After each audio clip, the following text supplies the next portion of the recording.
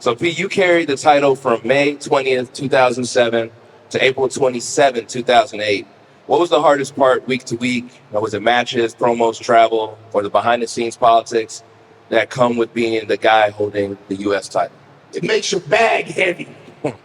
That's a heavy belt, man. And remember, there was that time where I had the U.S. title and the tag team title. Yes. So I'm traveling with two titles. And as I used to like to say to my friends in the UK, I have two titles. And if you get that, you get it. If you don't, then you'll have to look up the reference. Two titles. No, it was, for me, it was an honor because, like I said, to be the United States champion, United States heavyweight champion, who I beat for it, and the people that I defended it against. The hardest thing about it was just keeping my feet on the ground and not floating off into space, just, and then this surreal existence of being the United States champion.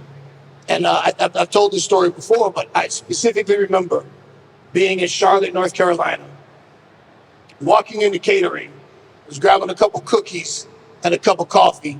And that night, the main event was me and Edge against Batista and Ric Flair in Charlotte, North Carolina. And as I'm standing there grabbing my coffee and cookies, JDL, oh, hell, hey, MVP, come on over here. And I see him sitting at the table. There's Dusty Rhodes, Barry Windham, and Magnum TA.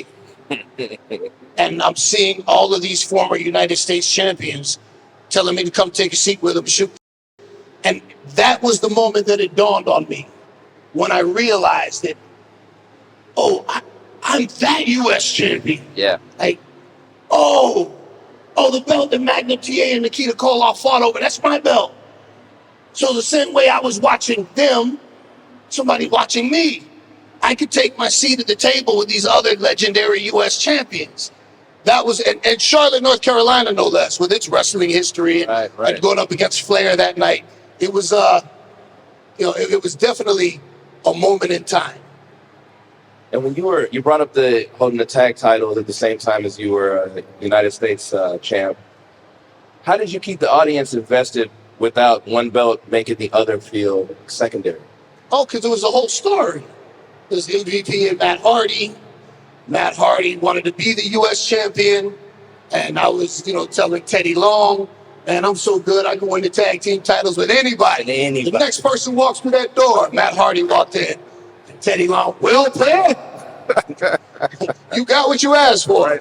So me and Matt Hardy ended up becoming the tag team champions. And if anything, it placed even more emphasis on the U.S. title and emphasized the tag team titles because we ended up becoming the tag team champions. And we're defending the titles. And Matt knew all along that I was telling him, hey, look, hey, partner, we got to focus on these tag team titles. Don't worry about the U.S. title right now. Right. We'll get to that. Right. So fans knew all along that, it was a ruse that we'd focus on the tag title so he wouldn't have to worry about. So it all came together. And as far as the fans were concerned, both of those titles were elevated in that storyline. Were there any other potential tag partners that were floated other than Matt? Not for me. Okay. I know initially Matt and Mr. Kennedy, they had talked about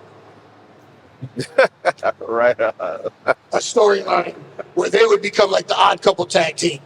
And I think Ken was out hurt, and Matt mentioned the idea, and he floated it by Ken, hey, would you be cool if me and MVP did this? Ken was totally cool with it. We brought it to Vince, and Vince goes, wow, that's good.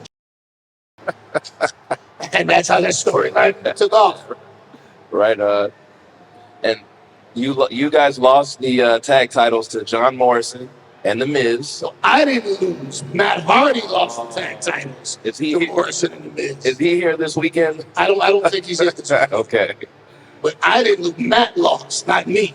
When you attacked him, why did you target the knee? That's personal for me. Why? Because he's got a bad knee. Okay. He always got that knee brace. So, you attack the weakness.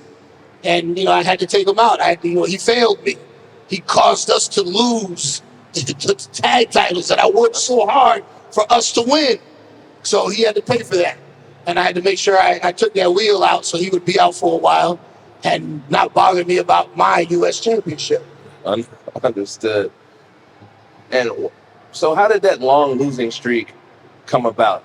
Was it any relation to the tag titles, or you? No. See, now the losing streak was backstage disciplinary shit because there were certain people behind the scenes that felt like I was getting a little too big for my britches, and